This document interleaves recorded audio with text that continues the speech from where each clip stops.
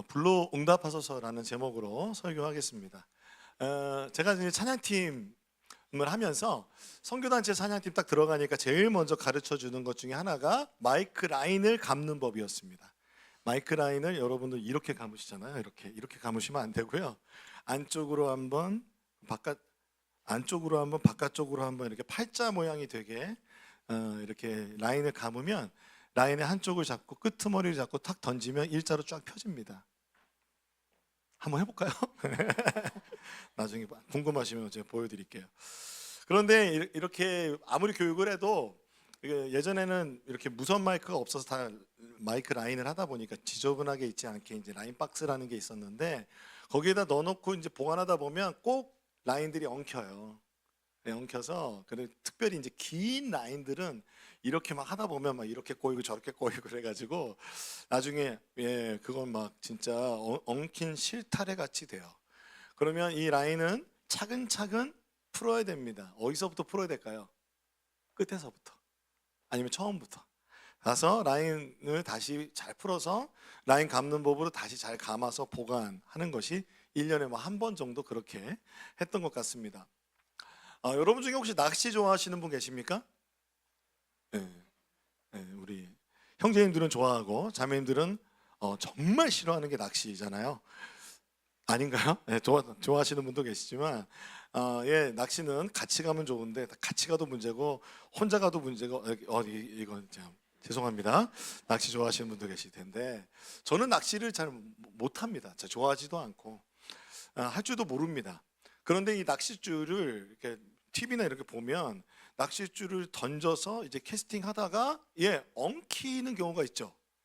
엉키는 경우가 있는데 이때는 다른 사람의 낚싯줄하고 엉키는 경우가 있고 그리고 뭐 바닥에 걸리는 경우도 있고 그런데 희한하게 내가 던진 낚싯줄인데 엉키는 경우도 있더라고요. 근데 그 엉키는 경우에 그럴 경우에 이제 감다가 엉키는 경우도 있고 그렇습니다. 낚시를 잘 하시는 분은 아마 이 낚싯줄을 푸는 법을 이제 살살 하면서 요령이 있으실 겁니다. 그런데 잘 모르는 사람은 막 당황해서 막 이게 낚싯줄을 막 또 다시 한번 감다가 더 엉키고 그러다 보면은 방법이 없어서 잘라버리고 새로운 바늘에 연결하는 것 그것으로 이제 문제를 해결하기도 하죠.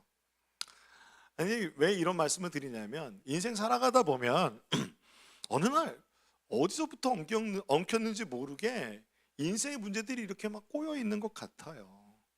그럴 때 없으세요? 그러면 막막한 거예요. 이거 어디서부터 풀어내야 되지?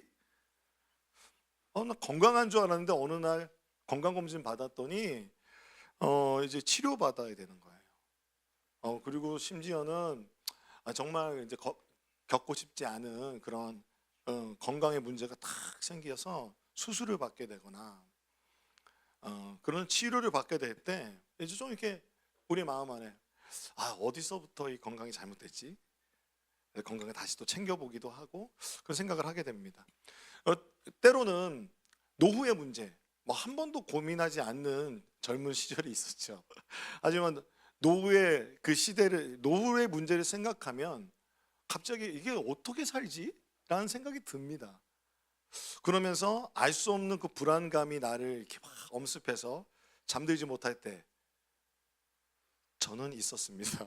여러분 혹시 없으십니까? 또한 자녀들의 미래를 생각할 때도 우리 자녀들 생각할 때 내가 이렇게 키우면 우리 자녀의 미래는 하나님이 다 보장해 주실 거야 라고 생각하면서 키웠어요. 근데 어느 날 보니까 내 경험과 생각과는 너무 다르게 자녀의 삶이 펼쳐져 가는 거예요. 다른 사람 얘기 아니라 우리 얘기하는 거예요. 그럴 때 갑자기 불안해져요. 내가 뭐 잘못했나? 그 생각도 들고 하나님 뜻에 맞게 산다고 이렇게 이끌어오고 그리고 또 세상처럼 나는 우리 애들 키우지 않을 거야 라고 그냥 이렇게 자녀 교육을 했는데 어느 날 보니까 제 마음 안에 그런 마음 드는 거예요. 이거 진짜 어떡하지? 이 아이들이 라이브하게 표현하겠습니다. 대학을 못 가면 어떡하지? 우리 딸이 들을까 봐 걱정되기도 하는데 직업을 못 가지면 어떡하지? 아유, 시집장가 못 가면 어떡하지? 그런 인생이 내가 책임질 수 없는 그 불안함이 막 몰려올 때가 있습니다. 그뿐만 아니라 우리가 재정적인 문제라든지 여러 가지 관계의 문제라든지 이 문제들이, 그러니까 그 문제들이 언제 어디서 엉켜 버렸는지 알면 다행인데 모르겠는 거예요. 모르겠으니 어디서부터 풀어야 될지 모르는 우리의 인생의 문제가 한두 가지씩은 있으실 것 같습니다. 오늘 본문에 여러 유명한 갈멜산 사건인데, 이때의 이스라엘의 영적 상태가 이와 같이 엉켜 있었습니다. 엘리야는 그래서 그들의 상태는 한마디로 머뭇머뭇하고 있다라고 표현합니다. 일부에서 했더니 별 반응이 없었는데 요즘 유행하는 것처럼 머뭇머뭇하다, 머뭇머뭇한 그런 상황이었습니다. 몇 분 더 웃어주셨습니다. 감사합니다. 열왕기상 18장 21절 말씀 같이 읽어보겠습니다. 시작. 엘리야가 모든 백성에게 가까이 나아가 이르되 너희가 어느 때까지 둘 사이에서 머뭇머뭇하려느냐? 여호와가 만일 하나님이면 그를 따르고 바알이 만일 하나님이면 그를 따르지니라 하니 백성이 말 한마디도 대답하지 아니하는지라. 엘리야가 머뭇머뭇하고 있다라고 표현하고 있어요. 이 머뭇머뭇하다라는 히브리어가 파사흐인데요, 다리를 절개되다라는 뜻이 있어요. 제가 절뚝거리다라는 표현을 쓰려다가 조금 오해가 있을 것 같아요. 한데 이것은 장애를 비하하려는 표현이 아니라요, 이스라엘 백성들이 바알과 여호와 사이에서 갈팡질팡하는 모습, 영적 불균형을 엘리야가 예리하게 꼬집어서 말한 것이 바로 오늘 파사흐입니다. 머뭇머뭇거리다, 너희가 마치 절뚝거리는 것 같다라고 말하고 있는 것입니다. 이때 그러니까 엘리야가 활동하던 때는요, 아합 왕과 이세벨 왕비가 통치하던 때입니다. 여러분 너무 잘 알죠? 이 사람 너무 잘 압니다. 이세벨이라는 사람은요, 아버지 이름이 앳바알이에요. 바알이라는 이름이 딱 들어가잖아요. 그러니까 바알을 섬기는 제사장 출신이에요. 그런데 그 사람이 왕이 되었고 그 사람의 딸이 이세벨입니다. 이세벨이요, 아합 왕에게 시집 온 이유는 아합 왕이 그 이스라엘에게서는요, 이 북쪽에 많은 나라들 중에서 아람이라는 무서운 나라가 있었어요. 그래서 그 아람을 견제하기 위해서 정략 결혼한 왕비가 이세벨입니다. 근데 이 이세벨 왕비가 결혼하자마자 이스라엘 전역에다가 바알과 아세라 신전을 짓고, 그리고 여호와 하나님을 섬기는 제사장과 선지자들이 핍박하기 시작합니다. 하나님 섬길 거야, 바알 섬길 거야 해서 바알 섬기면 잘해줄게 하면서 회유하다가 안 되면 죽여버렸습니다. 그래서 순교한 사람들이 엄청 많았습니다. 남아있는 선지자가 누구냐 할 정도로. 그 상황에서 엘리야가 나타난 거예요. 심지어 이세벨의 상에서 함께 식사를 하는, 상에서 함께 상을 함께 공유하는 바알 선지자가 450명, 아세라 선지자가 400명, 총 850명의 선지자가 그렇게 같이 식사를 했다고 그래요. 밥을 먹은 게 중요한 게 아니라 이 상에서 함께하다라는 표현은 뭐냐면 나라의 전폭적인 지원을 받는 거예요. 먹고 마시는 거, 옷부터. 여러분, 왕하고 같이 밥 먹으려면 그냥 아무 옷이나 입어도 되죠? 아니죠? 그렇죠? 명품 입었겠죠. 그 당시 제일 좋은 옷을 입었을 겁니다. 그래서 한마디로 말한다면 이 바알 신앙이 북이스라엘의 국교가 된 거예요. 국교처럼 된 거예요. 전에 말씀드린 것처럼 바알이라고 하면은 주님으로 들린다고 했잖아요. 그러니까 이스라엘 사람들이 주님, 주님, 주여 부르는데, 이름은 주여 부르는데 사실은 그 부르는 이름이 여호와인지 바알인지 모르는 거예요.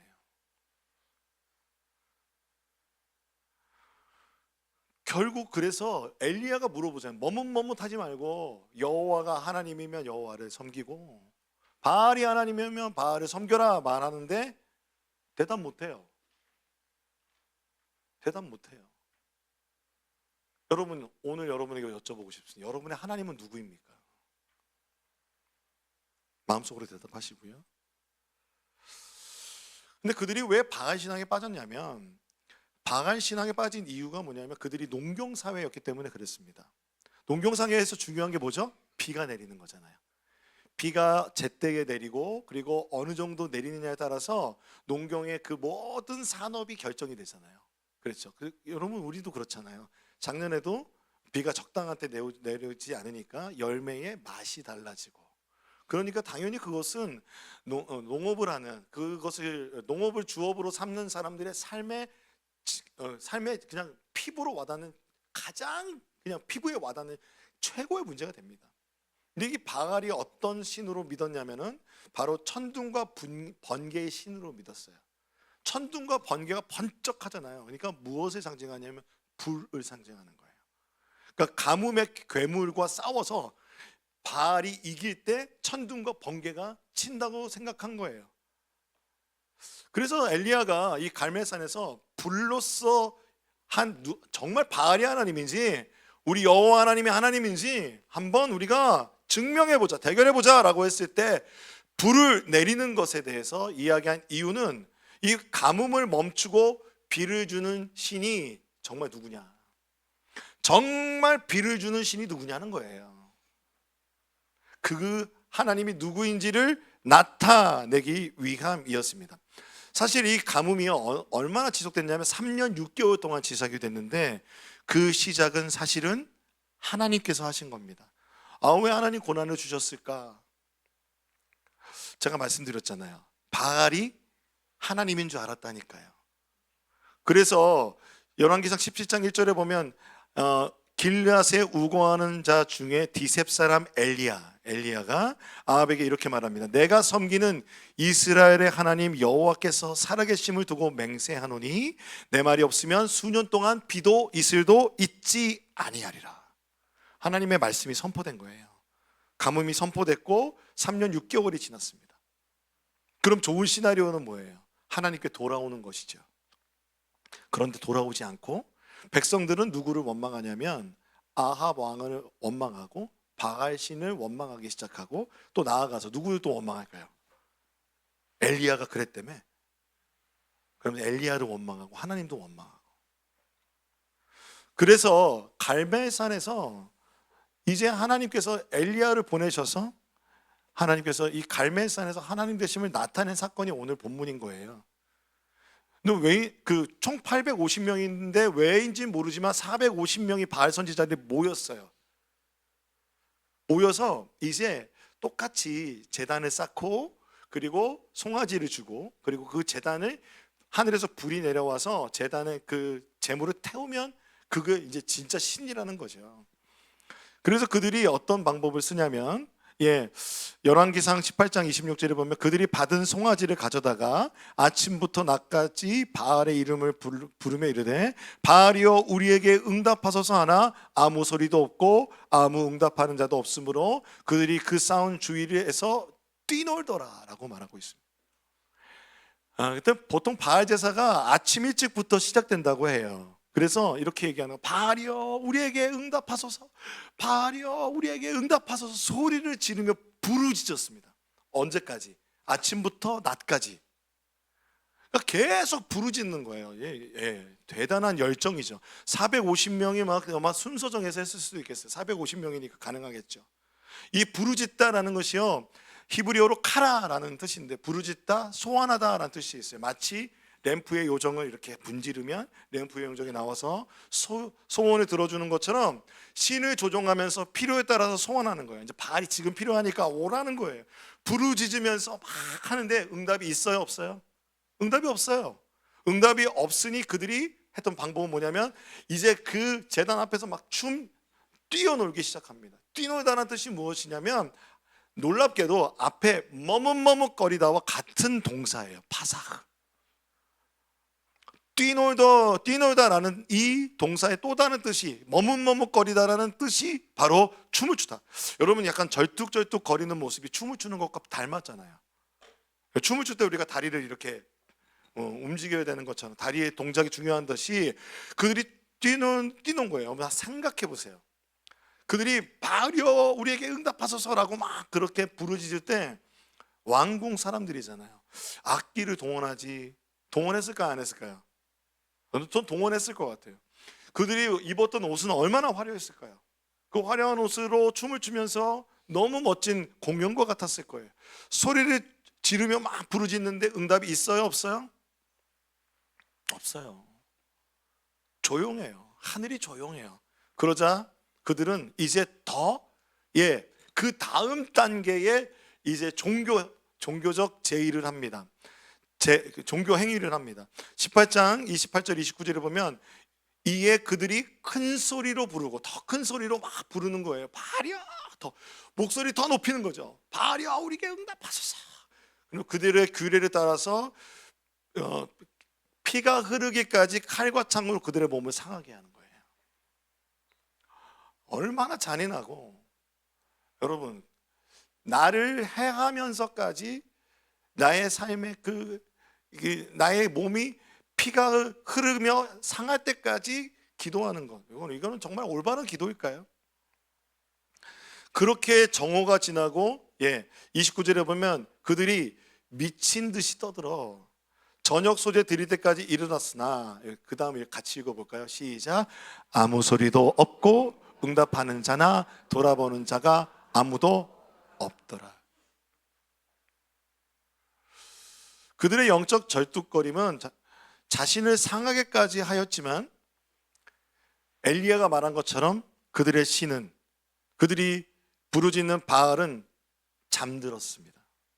잠든 신 같습니다. 아무 소리도 없고 응답하는 자나 돌아보는 자가 아무도 없는, 그러니 사실은 바알은 실제로 존재하는 신입니까? 아닙니까?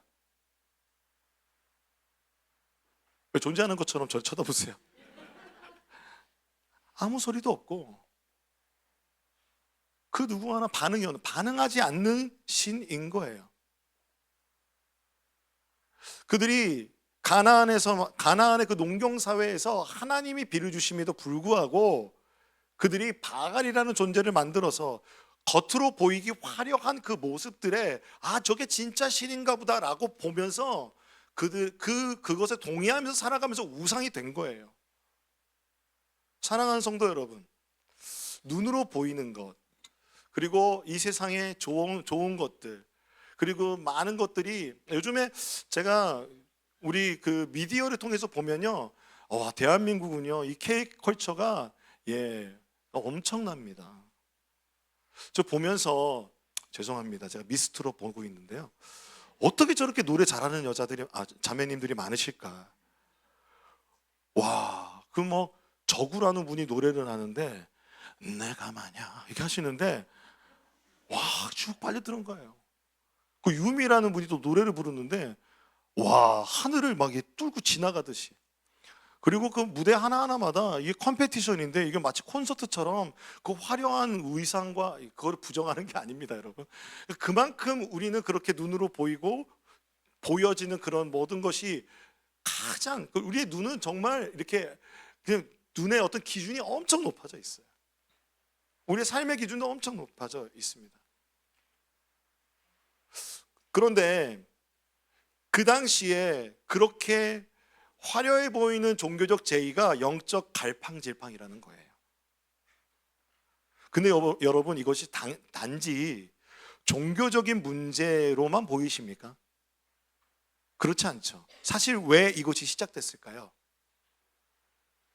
농경을 주업으로 삼는 이스라엘이 가나안 땅에 가서 가나안 사람들처럼 농사를 지을 때 가나안 사람들이 바알에게 종교적 제의를 하는 모습을 본 것이죠. 하나님은 보이는 신이에요? 보이지 않는 신이세요? 보이지 않는 신이죠. 근데 바알의 그 모든 종교적 제의와 그 모든 것은 다 화려하고 눈으로 보이는 거예요. 사람들이 하니까 그대로 갔죠. 그런데 어느 날 갑자기 3년 6개월 동안 지속되는 가뭄, 이것은 3년 6개월 동안 가뭄이 지속되면은요, 이것은요, 삶의 생존에 가장 시급한 문제가 되는 거예요. 사실 가뭄은 하나님께서 그들을 돌이키시기 위한 목적이었지만 영적 분별력을 상실한 이스라엘은 전혀 알지 못하였습니다. 누가 하나님이냐고 대답하려니까 대답 못하잖아요. 근데 그들은 하나님을 떠났을까요? 안 떠났을까요? 왜 대답 못하세요? 한번 생각해 보세요. 어쩌면 그들은요, 죄의 문제를 해결하고 또 하나님 앞에서 나의 실수와 그 도덕적인 율법적인 문제를 해결하기 위해서는 하나님 앞에 나갔을 거예요. 하지만 삶의 실제적인 문제에서는 바알을 찾아가는 거죠. 근데 먹고 사는 문제는 바알에게. 이것이 바로 영적 절뚝거림입니다. 우리도 이와 비슷한 문제를 겪습니다. 하나님을 잘 믿고 우리가 주일날 예배 잘 드리지만 일상의 문제, 내일부터 월요일부터 시작되는 그 모든 문제는, 경제적인 문제는 경제적 이론으로, 그리고 문화적 문제는 문화의 문제로, 그리고 사회적 문제는 사회적 문제로만, 교육의 문제는 교육의 문제로만, 그 세상의 식과 법으로만 풀어가는 것이에요. 여러분, 세상의 식과 법을 모두 다 부정하는 것이 아닙니다. 아닙니다, 여러분. 분명히 하나님께서 일반 은총을 주셨기 때문에 그렇게 하나님께서 주신 방법들이 세상 안에도 있습니다. 하지만 하나님의 식과 법으로 풀 수 있는 문제가 교회 안에만 있고 나의 신앙의 문제뿐이라면, 우리가 그렇게 생각한다면 이것은 영적 불균형이라는 거예요. 이 영적 불균형은 뭘까요? 이원론이라고 부르는 거예요. 세상은 세상, 교회는 교회. 그러니까 사실은 여러분이 주일날 교회에 나와서 예배하는 것보다 더 많은 시간 직장의 문제, 가정의 문제, 자녀들의 미래와 성공의 문제를 대할 때는 세상을 찾아가는 거예요. 뭐가 더 좋을까? 뭐가 더 어떻게 하면 우리 자녀를 잘 키울 수 있을까? 그 모든 것을 부정하고 싶진 않지만 어쩌면 우리 마음의 깊은 곳에서 하나님 잠시만 자리 비켜주세요. 하나님 잠시만 눈 감아주세요. 이 정도는 제가 해결할 수 있어요. 잠깐만, 이건 내가 할 수 있어요 라고 하지 않는지 모르겠습니다. 그런데 어느 날 보니까 내가 해결할 수 없는 엉켜있는 문제들이 있는 거예요. 또 하나의 모습은 뭐냐면요, 이건 조금 더 이제 심각한, 둘 다 심각한 문제인데, 우리에게 또 일어날 수 있는 문제는 교회도 세상과 똑같다고 생각하는 거예요. 교회에서 하나님의 식과 법이 아니라 교회에서조차 세상의 식과 법으로 살아가는 거예요. 세상에서 하는 교제처럼, 세상에서 하는 어떤 목적처럼 교회에서 살아가는 것. 그게 뭘까요? 하나님을 잘 믿으면 잘 돼야 된다라는 기복주의라든지 성공주의라든지, 내가 이만큼 하나님 앞에 나아가면, 그리고 또 어떤 게 들어가 있을까요? 교회가 세상에 영향력을 주기 위해서 더 많은 재정이 있어야 하고 더 많은 사람들이 모여야 한다는 것, 그것이 목적이 된다면 그것이 세속화죠. 어디서부터 엉켜버렸는지 모르겠습니다. 이와 같이 혹시 여러분의 삶 속에 일상과 신앙 사이에서 이렇게 엉켜버린 실타래와 같은 상황이라면 오늘 엘리야의 방법을 주목하셔야 됩니다. 여러분, 불로 응답을 받는다라는 것이 여러분 이렇게 우리 바알 제사장들에게는 뭐 어떤 의미였죠? 바알 신이 이제 비를 내리겠다, 그런 의미잖아요. 근데 우리 엘리야가 불을 받는다라고 했을 때 이 불을 받는다는 것이 그 능력 대결을 위한 것이었을까요? 그런데 잘 생각해 보세요. 성경에서 불 하면은 생각나는 게 뭐죠? 예? 누군가 막 말씀하고 계시는데 하나님의 임재잖아요. 불이라고 했을 때 하나님이 생각이 납니다. 불로써 응답을 받았다라는 것이 생각해 보면 레위기에 의하면 하나님이 그 제사를 받으셨다라는 의미죠. 제사를 받으셨다는 것은 그 불이 임하셔서 그 제물에 임하는데 제물을 태우잖아요. 근데 그때는 이 제물에게 전가된 죄에 대한 심판이 되는 거죠. 그래서 사실은 우리가 각이 떼어지고 우리가 불에 타야 되는 그러한 하나님의 심판 앞에 있어야 되는 그 죄의 모습인데, 죄인인데 우리의 그 예배자의 죄가 제물에게 전가되어 하나님의 불이 임하여서 그 제물의 심판이 임하고, 그러므로 말미암아 제물을 드리는 예배자들은 어떻게 돼요? 하나님의 용서를 받아 하나님과 화목하게 되는 거예요.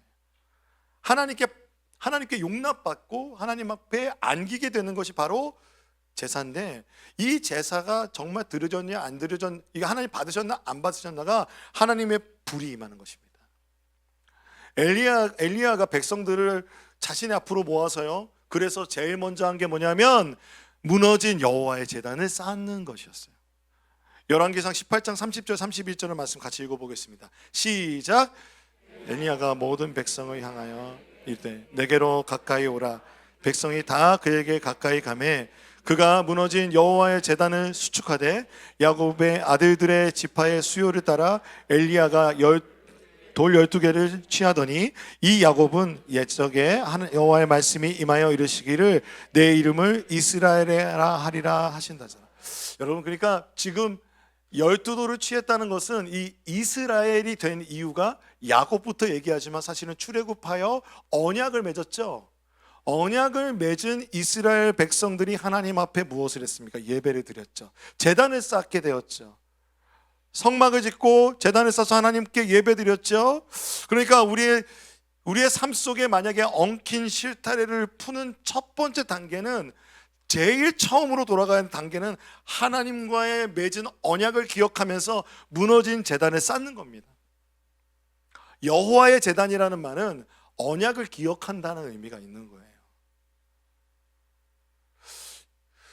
지금 엘리야는요, 이스라엘 전체에 그 언약을 회복하는 제단을 쌓고 있는 것입니다. 그러면서 이스라엘에게 보여주는 거예요. 마치 호렙산, 시내산 앞에서 언약을 맺는 것처럼 다시 이 갈멜산 앞에서 하나님과 이스라엘과 맺은 언약을 기억하게 하고 있는 것입니다. 그러면서 이스라엘의 전체를 대신하여 제단을 쌓고 있는데요, 제단을 쌓을 때 어떻게 쌓느냐면요, 18장 32절에 보니까 여호와의 이름을 의지하여 그 돌로 제단을 쌓고 제단을 돌아가며 곡식 종자 2수아를 둘 만한 도랑을 만들었어요. 제단을 돌아가면서 도랑을 만들고요, 그리고 나무를 버리고 송아지의 각을 떠서 나무 위에 놓았습니다. 이게 뭐와 같아요? 번제하는 거잖아요. 그리고 그냥 거기서 멈춘 게 아니라 통넷에 물을 채워다가 번제물, 그 각을 뜬 번제물 위에다가 막 붓고, 그리고 나무에 막 붓는 거예요.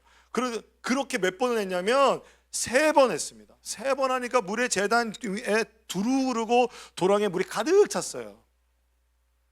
우리 많은 설교를 어떻게 들었냐면 하나님이 불로서 임하셔서 이 모든 것을 다 훑어버리신 능력의 하나님입니다. 우리 그러면 아멘 했어요.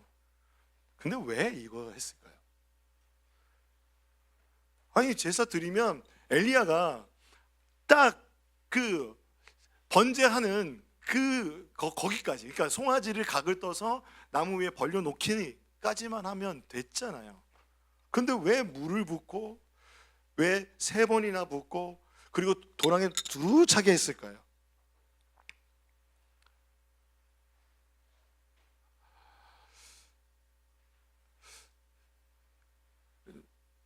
습기를 먹은 나무에 불을 붙이는 건 어렵습니다. 여러분 불멍 해보셨죠?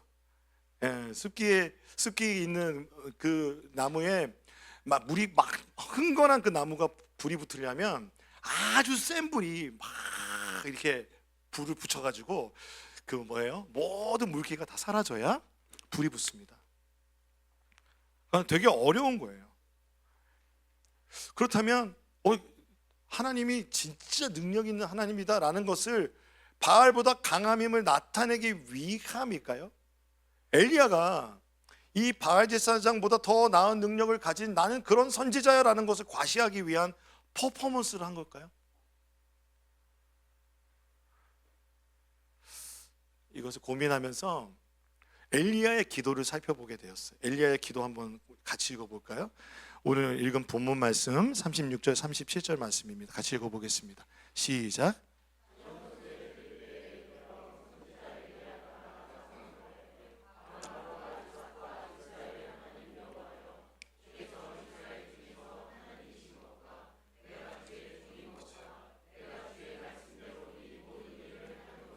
오늘 알게 하옵소서. 여호와여 내게 응답하옵소서. 내게 응답하옵소서. 이 백성에게 주 여호와는 하나님이신 것과 주는 그들의 마음을 되돌이키심을 알게 하옵소서. 엘리야가 기도합니다. 기도할 때 여호와여 내게 응답하옵소서. 내게 응답하옵소서. 응답해 달라고 2번 부르짖습니다. 2번 기도합니다. 근데 앞서 바알 제사장들은 어떻게 했죠? 키라, 기억나세요? 바알이여 우리에게 응답하소서. 하루 종일 그러면서 그것은 뭐라고 그랬죠? 소원하다. 인격적인 관계가 아니라 지금 나 필요하니까 와달라는 거예요. 그런데 이 아나, 응답하다라는 히브리어의 이 아나는요, 사실 기도의 대상과 인격적인 반응을 하는 거예요. 인격적인 그 기도의 대상이 살아있는 그 하나님이 나에게 인격적으로 반응해 주신다라는 뜻이 있대요.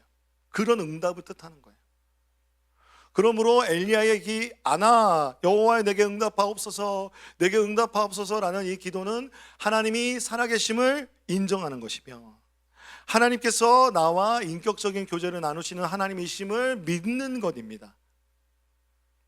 그러니까 반면에 키라 하면서 응답하옵소서 할 때 바알이 응답이 없었다는 것은 죽어 있으며 비인격적인 신이라는 우상이라는 것을 뜻합니다. 또한 이 히브리어에 또 다른 뜻이 있어요. 그 한 단어가 또 다른 뜻이 있는데 고난당하다, 낮아지다라는 뜻이 있어요. 시편 119편 71절 같이 읽어보겠습니다.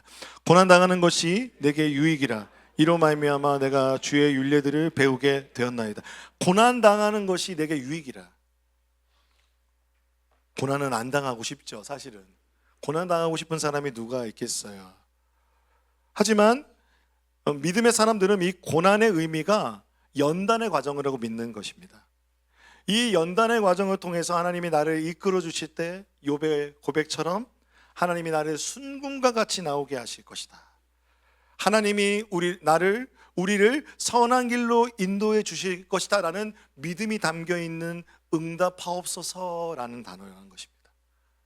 그러므로 이 응답하옵소서 2번 이렇게 주님 앞에 기도하는 우리 엘리야의 그 기도에는요, 이 가뭄이라는 고난을 지금 당하고 있지만 이 가뭄이라는 고난은 하나님께 돌이키게 되는 그런 응답이 담겨 있다라는 것입니다. 하나님 앞에 나아가서 하나님과 다시 무엇으로요? 이스라엘 백성이 언약을 통해서 인격적인 관계를 회복하게 하여 주옵소서. 살아계신 하나님을 만나게 하여 주옵소서. 즉 우리의 삶에 아주 정말 세상적인 문제와 같은 그 문제도, 먹고 사는 그 경제적인 문제도, 우리의 자녀의 모든 문제도, 또한 우리의 모든 질병의 문제도, 우리의 삶에 아주 세밀한 문제까지도 하나님이 주관하신다는 것입니다. 살아계신 하나님이 함께 하신다는 것입니다. 그러니까 엘리야의 기도는요, 하나님의 마음을 아는 기도였어요. 우리의 인생에 꼬여버린 실타래를 풀어가기 위해서는요, 우리는 하나님 앞에 엎드려야 합니다. 하나님 앞에 무너진 제단을 다시 수축해야 합니다. 그리할 때 고난조차도 하나님은 하나님을 알려주시는 은혜의 도구로 사용해 주실 줄로 믿습니다. 우리의 고난이 고난으로만 머물러 있지 아니하는 하나님의 은혜가 될 줄로 믿습니다. 그래서 엘리야의 예배와 기도가 하나님의 마음에 합하였잖아요. 그래서 이 2번의 기도가 마치자마자 불이 하늘로부터 내려와서 제단을 살라버렸습니다. 열왕기상 18장 38절 말씀입니다. 여호와의 불이 내려서 번제와 나무와 돌과 흙을 태우고 또 도랑의 물을 핥은지라. 핥았다라는 것은요, 하나님께서 완전히 그 번제물과 그 물에 젖어 있는 나무들을 다 태우고 주변에 있는 돌과 흙까지 다, 도랑의 물까지 모두 핥아버리시면서 이 예배를 받으셨습니다. 불로 임재하여 주셨습니다. 하나님께 드리는 제사에서 하나님의 응답은 불입니다. 레위기 9장 22절 24절에 보면요, 아론이 백성을 향하여 손을 들어 축복함으로 속죄제와 번제와 화목제를 마치고 내려오니라. 제사를 마쳤죠. 모세와 아론이 회막에 들어갔다가 다 나와서 백성에게 축복함에 여호와의 영광이 온 백성에게 나타나며 하나님의 영광이 임재했습니다. 하나님의 임재가 임하였습니다. 그러자 불이 여호와 앞에서 나와 어디서 나왔을까요? 지성소에서 나온 거예요. 제단 위에 번제물과 기름을 사른지라 온 백성이 이를 보고 소리를 지르며 엎드렸더라라고 말합니다. 불은 능력이 아니라 불은 응답입니다. 불은 하나님이 살아계시며 하나님이 나의 기도를 듣고 있는 이 인격적인 관계를 말하는 것입니다. 그러므로 여러분, 우리가 불을 내려주셔서 할 때 우리가 막 슈퍼 파워를 갖는 것이 아니라 이 불은 하나님과의 관계를 회복하는 거예요. 고난이 오면 그러면 어떻게 해야 될까요? 여호와의 제단을 쌓는 건 무엇일까요? 무릎을 꿇는 것입니다.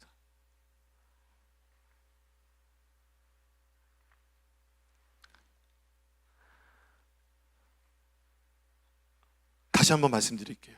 하나님의 불은 예배자의 제물을 받으셨다는 뜻이에요. 어원적으로 보면 맛있게 싹 잡수셨다는 뜻이에요. 여러분, 국수가 맛있으면 어떻게 했어요? 국물까지 뭐 오늘 그렇다고 국물 다 드시지는 게 아니라 그냥 그릇 바닥까지 다 먹잖아요. 마치 그것처럼 하나님 너무 기쁘셔서 그 예배를 받으신 거예요.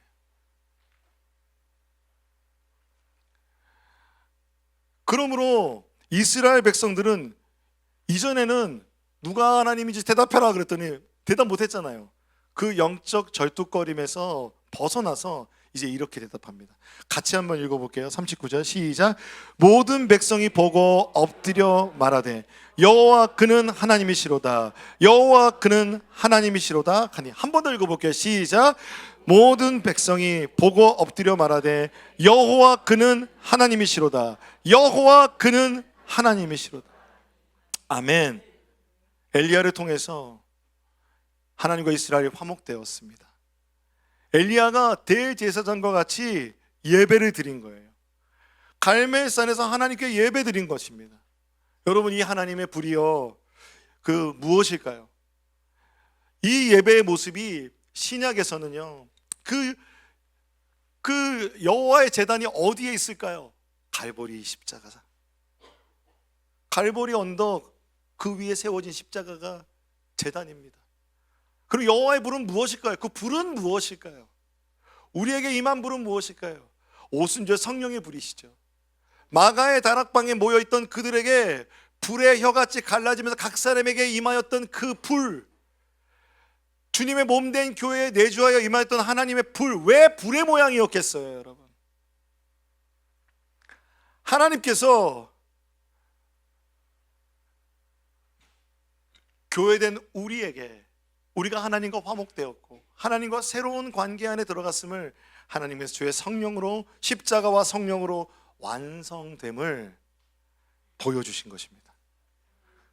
그러므로 갈멜산의 그 불은요, 지금 예수 그리스도와 성령을 통해서 이루어진, 지금 우리 신앙 가운데 이루어진 일인 줄로 믿습니다.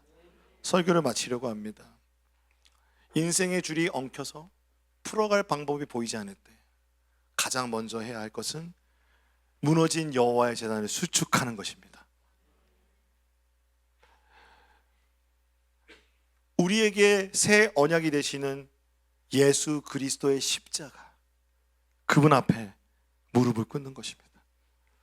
응답이라는 것이 고난과 하나님의 인격적인 관계라면, 예수님이 그 고난을 통해서 우리에게 인격적인 관계를 허락하신 그 십자가, 그곳에 우리의 엉킨 삶의 문제를 가지고 가는 것입니다.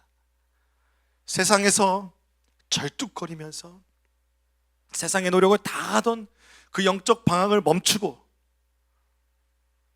가장 먼저 예수님의 십자가를 통해 살아계시며 인격적인 하나님 앞에 무릎을 꿇는 예배의 사람, 기도의 사람들이 되길 소망합니다. 그렇다면 여러분, 그 도랑까지 다 태워버린 그 불이 무엇입니까? 성령의 불이잖아요. 예수님이 아버지께 구해서 우리에게 주셨어요. 우리에게 성령의 불이 있습니다.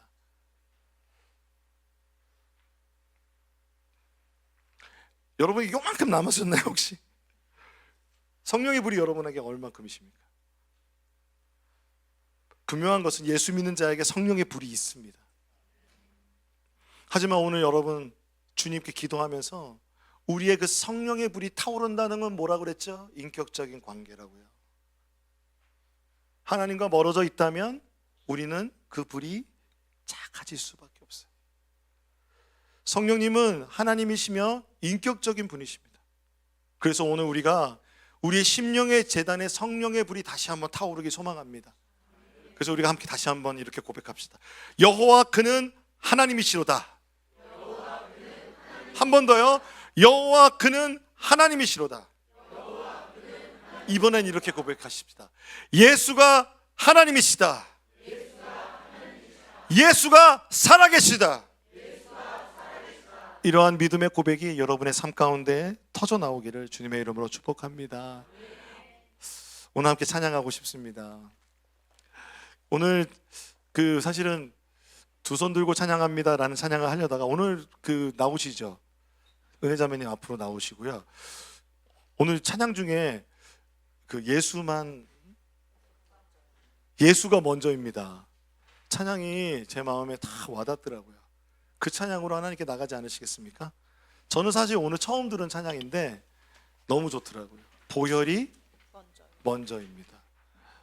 우리가 함께 찬양하며 나아가겠습니다. 아유, 친절하셔라. 감사합니다.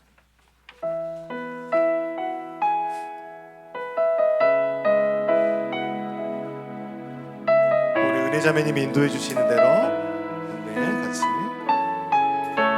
고백합니다.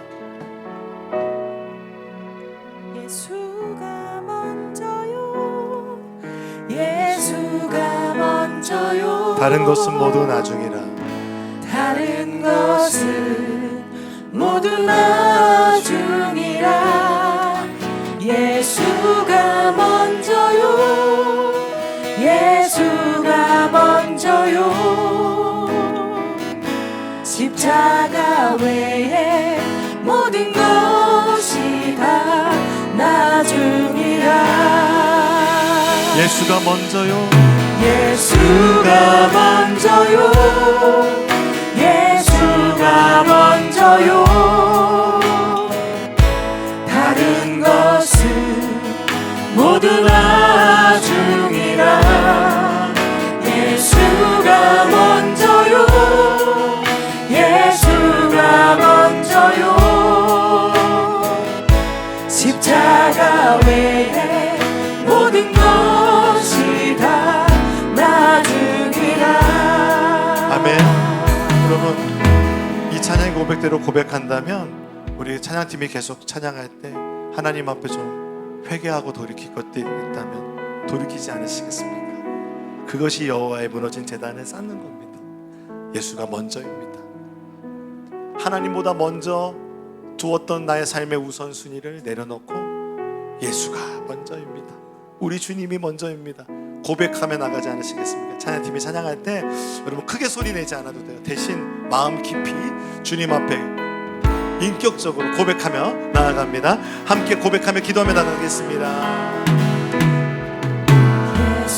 예수가 먼저요, 예수님, 우리의 마음을 주님 앞에 돌이키며 주님, 다른 것은 주님 앞에 나아갈 때 모두 우리의 마음을 다시 한번 나중이라. 회복시켜 주옵소서. 예수가 먼저요, 우리에게 자녀의 문제, 예수가 먼저요. 경제적인 문제, 질병의 문제가 십자가 외에 주님을 초대하기를 모든 원합니다. 하나님, 것이 그것을 나 혼자 해결하기 위해서 우리가 영적으로 갈팡질팡하며 예수가 먼저요, 누가 하나님인지 예수가 잊어버리면서 먼저요. 내가 하나님이 되기도 하고 하나님 생명을 줄 수 없는 바알과 같은 우상에게 나의 마음을 주기도 하였습니다. 주님, 우리를 돌이켜 주시고 아버지 다시 한번 예수님을 내 삶에 먼저 되시고 가장 소중한 분으로 모셔드리오니 주님 함께하여 주옵소서. 이제 우리 함께 고백하며 나갈 때에 보혈이 먼저요, 우리의 심령에 주님의 보혈로 덮어 주옵소서. 다른 것은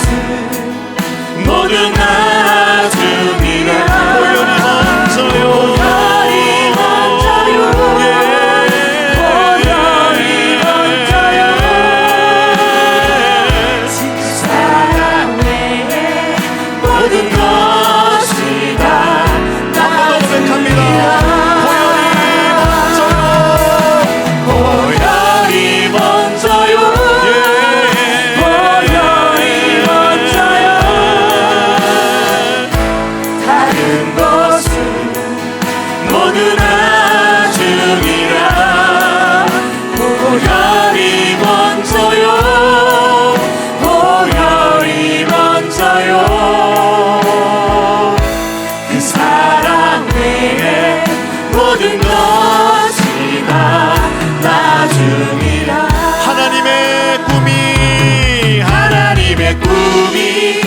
나의 비전이 되고 예수님의 성품이 나의 인격이 되고 아멘. 성령님의 권능이 나의 능력이 되길 원하고 바라고 우리 처음으로 찬양합니다. 이 세상을 살아가는 동안에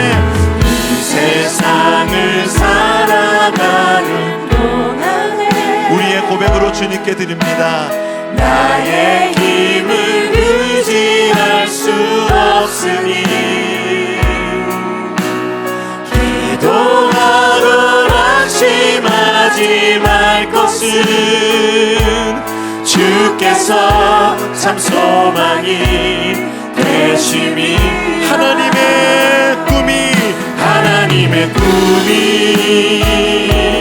나의 비전이 되고 할렐루야 예수님의 성품이 나의 인격이 되고 성령님의 권능이 나의 능력이 되길 원하고 바라고 기도합니다.